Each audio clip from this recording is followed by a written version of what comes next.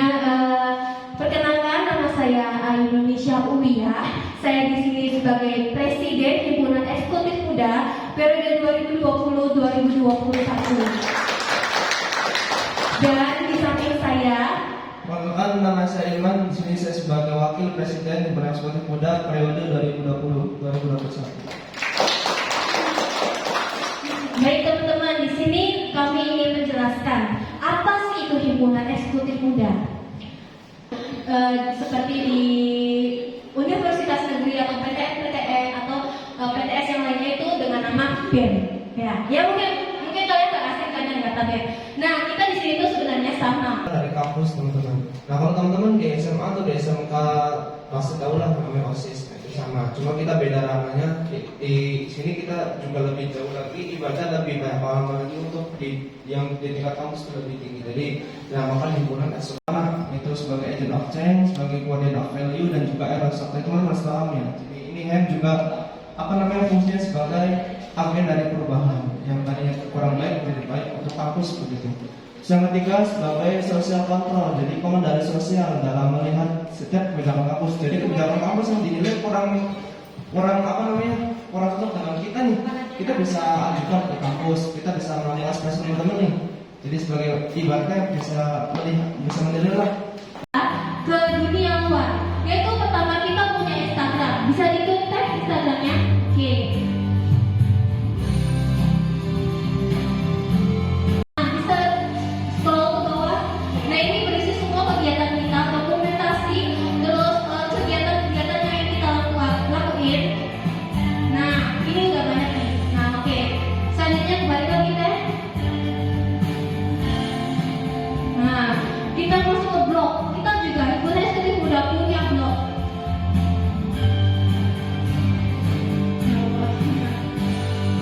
Nah, ini blog kita.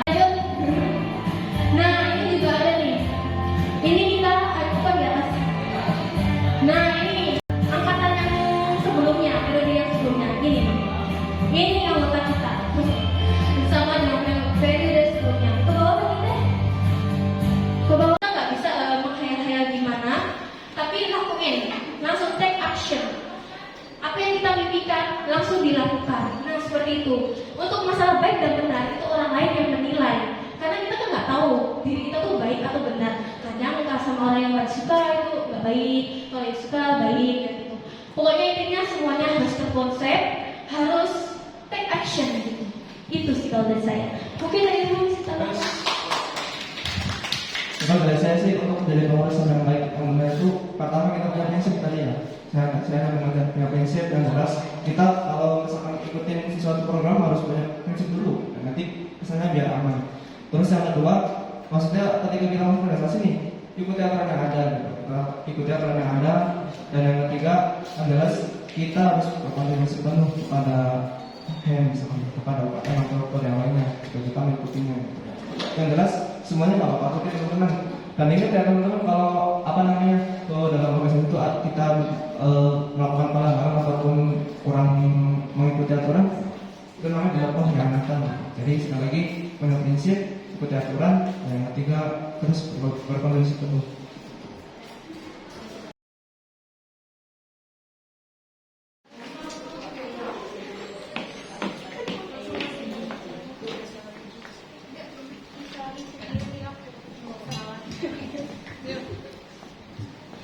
Yang berada di bawah naungan program pendidikan akuntansi, di mana di dalamnya membahas segala macam informasi akuntansi.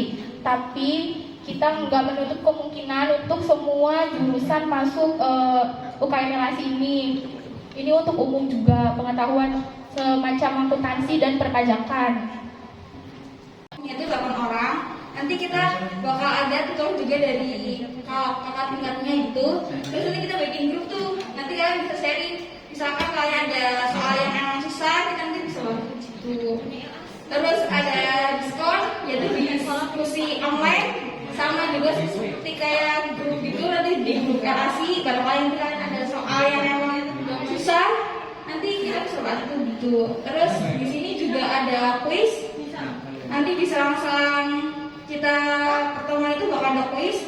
kuisnya juga nggak bakal boring kok, tenang aja. Kita bakal ada dompres di sana. Terus ada beberapa soal dan latihan yang seputar aplikasi dan perpajakan juga. Terus ada training and development, yaitu nanti kita bakal lebih ke softwarenya, kita bakal belajar Mayo, e-faktur sama ISPP-nya gitu. Kan?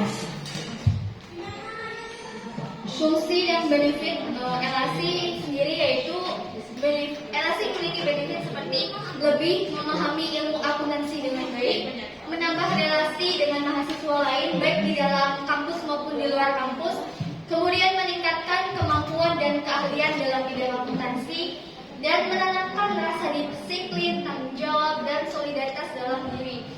Dan LAC juga memiliki fungsi yaitu menjadi pusat informasi mengenai akuntansi, menjadi wadah berkumpulnya mahasiswa penyuka akuntansi, dan menjadi tempat bertukar ilmu dan diskusi mengenai akuntansi.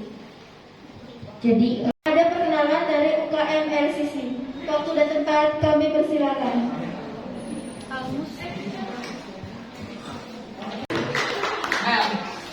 Di informatika juga nggak cuma nerima di LCC juga nggak cuma nerima jurusan informatika ya. Di sini ada jurusan Akuntansi.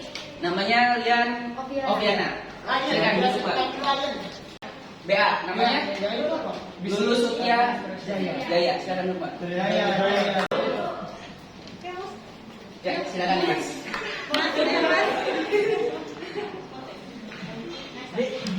Agak cuma kenalan sebentar sama LCC dulu ya. Jadi LCC itu FPBK Computer Club, salah satu organisasi di kampus kita.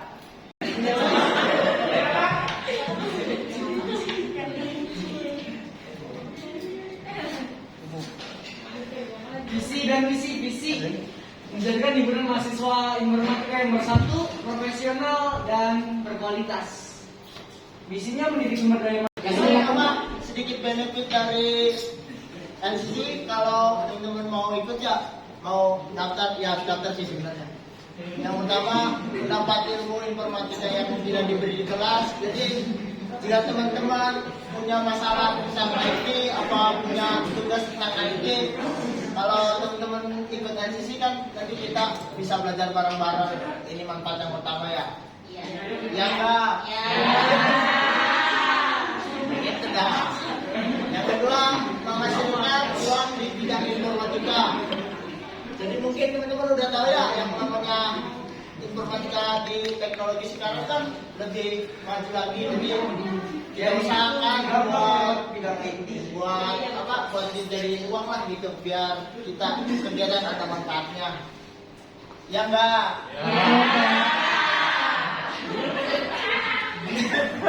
Ketiga, menjalin komunikasi yang baik bagi setiap mahasiswa. Jadi sebenarnya di UKM LCC itu tidak ada senioritasnya menurut saya ini, nggak tahu menurut yang lain.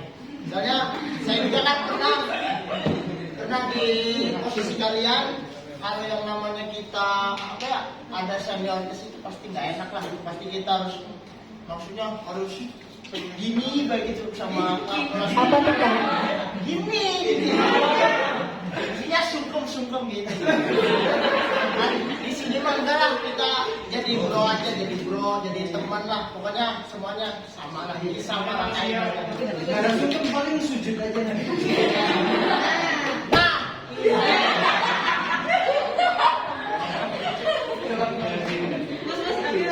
ini dia.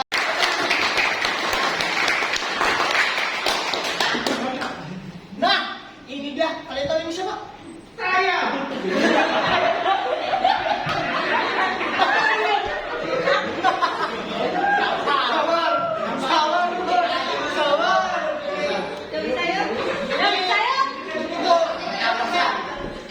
Ini tuh kayak jargon terus moto lah, jadi kita bisa dulu aja, kalau kita bisa kan nanti kesananya jalan semuanya. Bisa aja dulu. Next. Nah, ini terima kasih. Jadi kalau teman-teman semuanya pengen daftar apa gimana ya, apa pengen tanya-tanya lagi mengenai LCC, tinggal kontak ke nomor ini aja ya.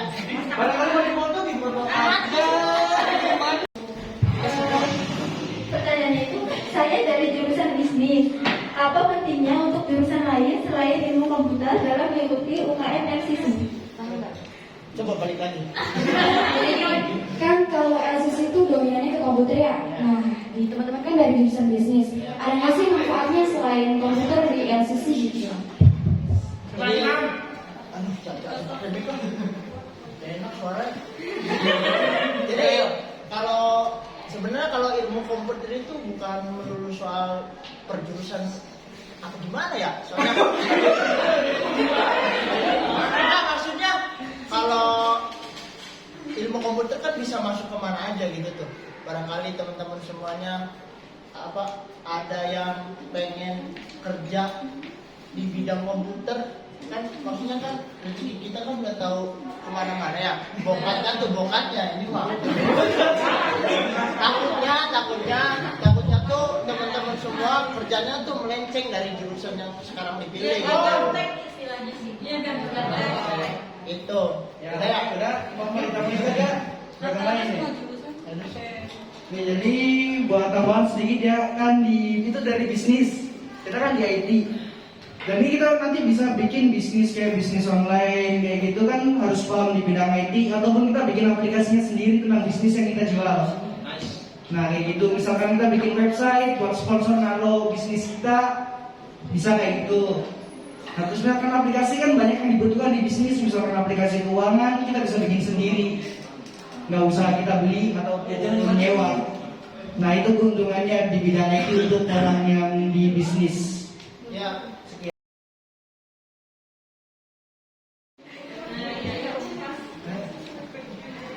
Tepuk tangan ini untuk teman-teman sudah sangat nih.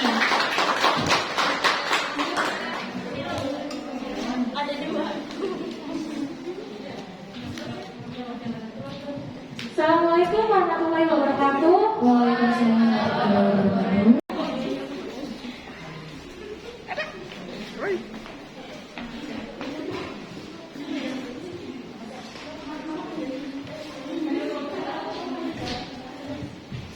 Ya, bisa dilihat di sini ada struktur pengurusan dari BSI sendiri. Di sini ada presiden, ketua, wakil, sekretaris, dan bendahara. Yang tadi udah kami perkenalkan masing-masing.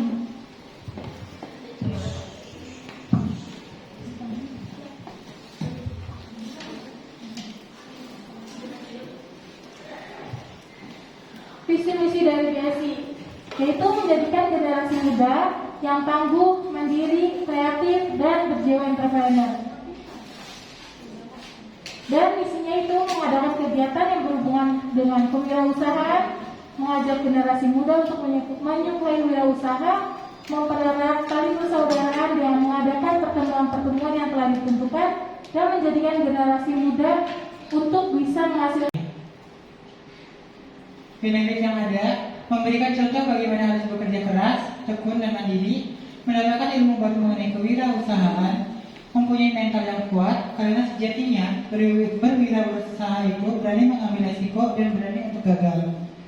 Dan terakhir, suatu saat nanti bisa membuka lapangan pekerjaan sendiri dan menjadi seorang entrepreneur. Berikut ini merupakan foto-foto kegiatan. Ya, mungkin sebelum pandemi kita itu rutin untuk mengadakan kegiatan seperti CFD yang ada di Siliwangi dan yang di sebelah sini yang di Sinaragi. Ya kalau misalkan pas puasa juga nanti kita buka stand buat rest area itu.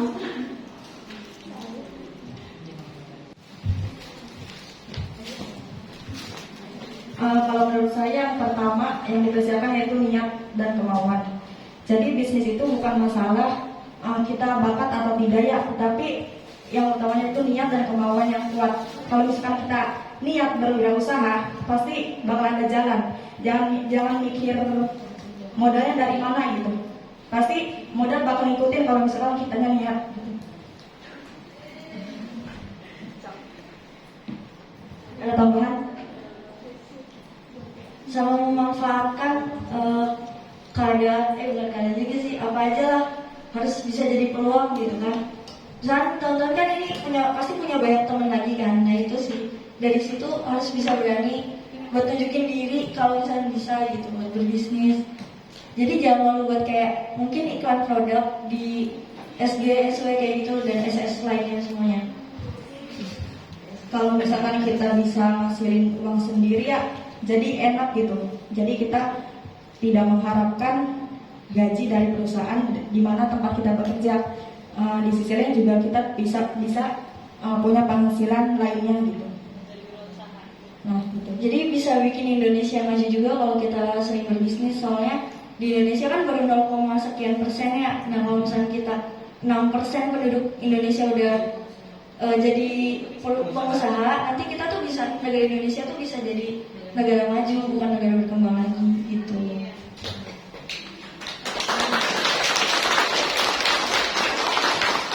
Kasih produk hasil buatan kamu. Boleh nih yang belum pernah dapat giveaway bisa dapat giveaway di sini. Siap nih untuk pertanyaannya? 2 orang ya? 1 cewek 1 cowok ya, betul.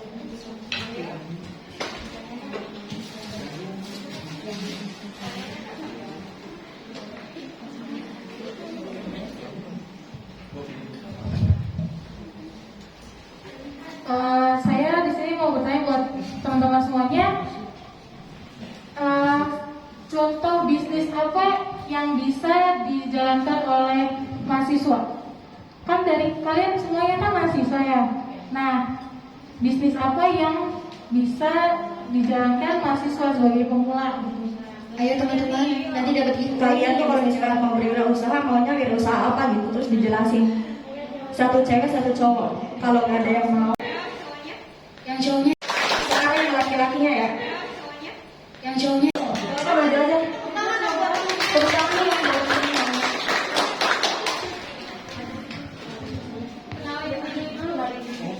ya, assalamualaikum warahmatullahi wabarakatuh. Perkenalkan, nama saya Rifah. Ya, menurut saya bisnis yang bisa dijalankan kita sebagai mahasiswa atau sebagai pemula itu bisa aja contohnya di bidang fashion. Alasannya karena apa? Fashion itu untuk apalagi untuk di kalangan perempuan kan itu harus apa ya? Lagi tren banget gitu loh, kayak pakai fashion apa nih, pakai ini apa gitu loh kan. Jadi menurut saya peluangnya itu banyak, apalagi kita sebagai seorang mahasiswa. Pasti kan mahasiswa juga sering bingung, besok pakai baju apa ya? Besok pakai baju apa lagi nih? Kalau kita nggak punya baju, ntar bisa kah gimana gitu loh kan. Jadi kita bisa buka peluang usaha di sini. Menurut saya. Terima kasih. Assalamualaikum warahmatullahi wabarakatuh. Perkenalkan, nama saya Rahel Mumarok. Ide bisnis yang mungkin terpikirkan oleh saya jika saya menjadi mahasiswa adalah berjualan jasa, selling produk. Kenapa? Karena kita hanya butuh modal belajar. Sedangkan sekarang ini untuk belajar kita sudah bisa menggunakan beberapa media, mulai dari Instagram, ada kursus online, ada dari YouTube kayak gitu.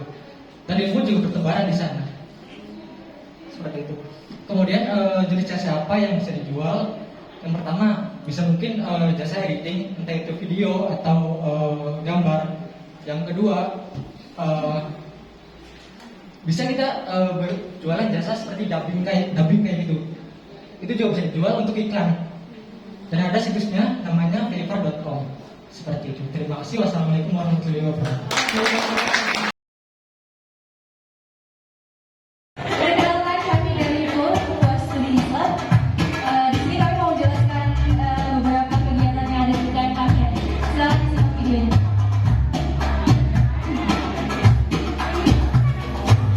Ini yang pertama deskripsi dari Full Puas Studi Club. Salah satu UKM yang masyarakat kealuman. Ini misi kami.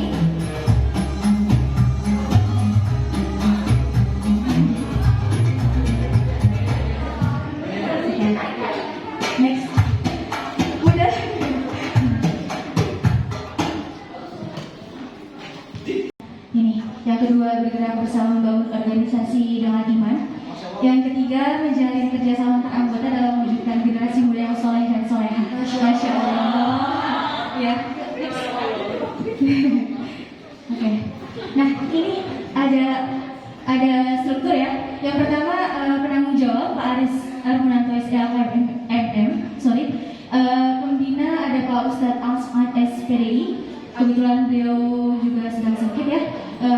Yang ketiga ada Presiden HEM Indonesia UIA, Ketua Alhamdulillah saya sendiri Novi Widianti, Wakil Ketua ada Yolinda Fikarohim, Sekretaris ada Siti Komaria dan Karlina.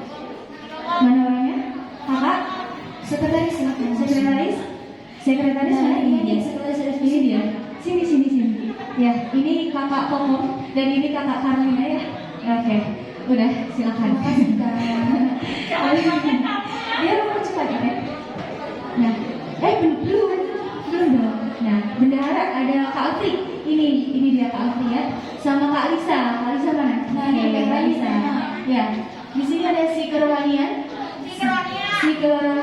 Dan di sini mau ada ini ya, sekalian ngaji juga ya. Jadi kita dengerin bareng-bareng. Teh Siti sama Teh Wahdah.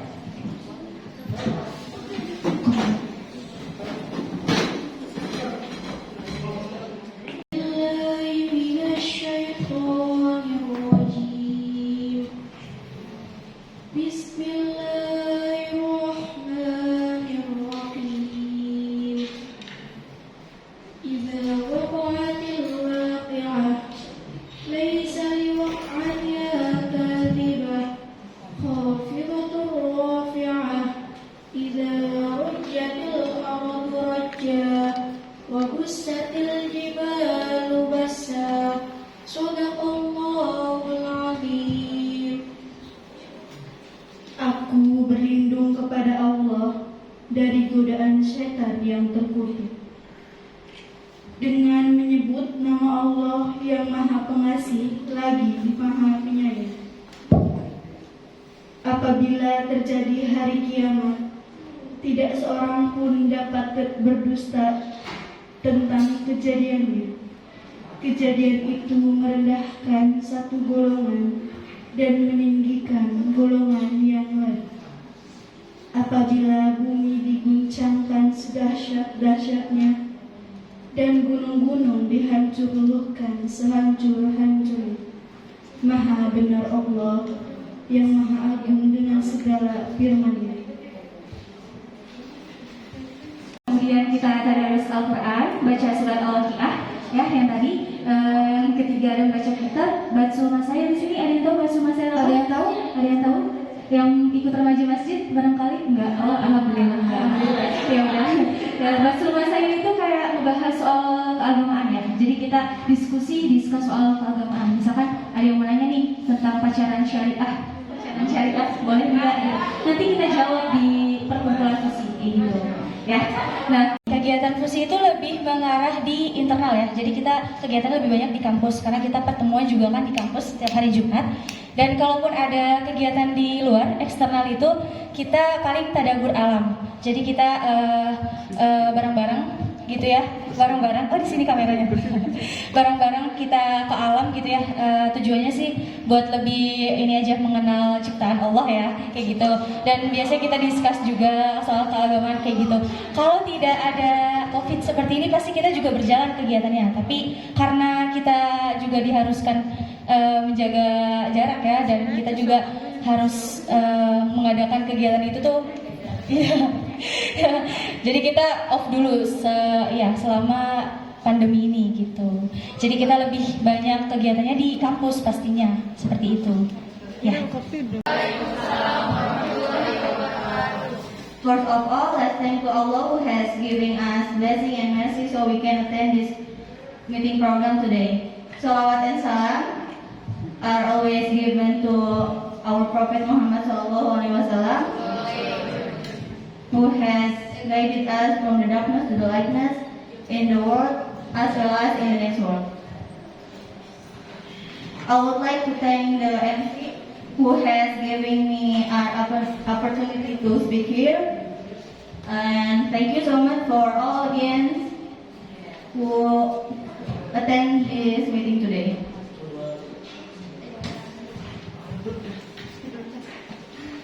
And then I would like to introduce ourselves first. My name is Saza Umaira. You can call me Saza. my major is computerized accounting, and I'm as a leader of SEAL.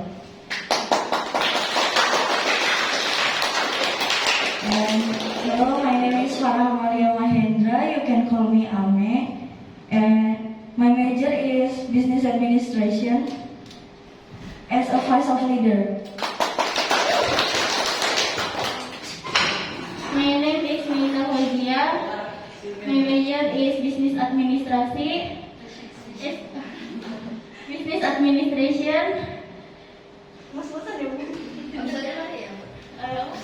Divisi of event. Kita itu bisa mengasah potensi kita untuk berbahasa Inggris dan sangat berguna untuk pekerjaan nanti. Terus ada suffer brain ability and English language skill. Jadi kita itu mengasah otak kita untuk lebih fasih atau mampu berbahasa Inggris. Gitu. Terus ada lagi enjoy unlimited information on the internet. Jadi kita tuh bisa, kalau misalkan kalian searching di web apa gitu terus gak ada bahasa Indonesianya, kalian tuh udah ngerti kalau misalkan itu bahasanya bahasa Inggris gitu. Karena kalian udah fasih gitu. Terus introducing Indonesian culture to foreigners. Jadi kan kalian kan bisnis administrasi nih. Pasti kan ya insya Allah pasti ada salah satu dari kalian itu yang pengusaha. Amin. Nah, barangkali aja punya relasi bisnis dari luar negeri. Jadi kalian bisa tuh introduce mengenai P3 ini bisa berbicara bahasa Inggris menjadi nilai tambah bagi mahasiswa. Apa dijawab Kak? Oke. Nah, seperti yang kalian tahu ya, P3 itu kan bidangnya tuh untuk langsung kerja gitu ya. Sedangkan bahasa Inggris itu sangat dibutuhkan dalam dunia kerja. Jadi bisa bahasa Inggris itu sangat nilai plus lah buat kalian buat cari kerja. Jadi lebih gampang gitu buat peluang kerjanya. Nah, bahasa Inggris juga bahasa internasional yang kalian seenggaknya bisa lah basicnya, wajib gitu kan. Jadi bermanfaat banget sih bahasa Inggris buat kehidupan sehari-hari. Terus juga kan dari CNP-nya itu kayak nge-push kita tuh harus bisa bahasa Inggris, soalnya mereka itu ngomong ke relasi kerja mereka kayak misalkan di Indosemen kayak gitu tuh kita ini tuh fasih bahasa Inggris baik lisan maupun tulisan. Jadi gitu. Tingkat waktu dan tempat. Nah, kenapa sih kayak gitu?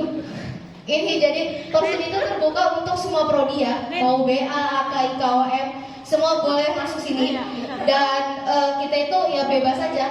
Kalian mau kumpul kapan? Kalian mau ketemu di mana? Kalau misalkan tiba-tiba Kak mau curhat dong, mau kumpul sama anak course ini, boleh nggak? Boleh. Kak mau nongkrong bareng dong di kafe, mau nyanyi-nyanyi, boleh. Tinggal calling aja. Yang kedua itu adalah UKM satu-satunya yang tidak kaku. Nah, kenapa nggak kaku? Karena kita itu ya enjoy. Kita nggak apa ya, jangan terlalu terbebani lah, udah terbebani sama tugas, jangan terbebani sama UKM juga gitu loh. Jadi di sini kita pengennya senang-senang, have fun sama kalian, seperti itu. Next. Yang selanjutnya ada bisa menghilangkan stres karena mata kuliah yang memungkinkan. Terus sangat enjoy karena UKM ini berdasarkan hobi masing-masing. Jadi buat kalian yang punya hobi bisa masuk course seni. Terus menambah banyak relasi di bidang olahraga dan seni sebagai tempat penyalur ide, cerita, dan saran. Buat kalian yang suka puisi atau bikin cerita bisa masuk course seni. Nah, inilah dia dokumentasi dari course ini. Ini orang-orang. Ini waktu kumpulan seperti biasa. Kumpulan akustik itu olahraga. Nah, ini perlu diingat ya. Kita ikut dalam super. Tapi sayangnya tuh mungkin menurut kita kita kalah sama kampus tetangga. Nggak apa-apa. Kita maksudnya saya pengen tuh tahun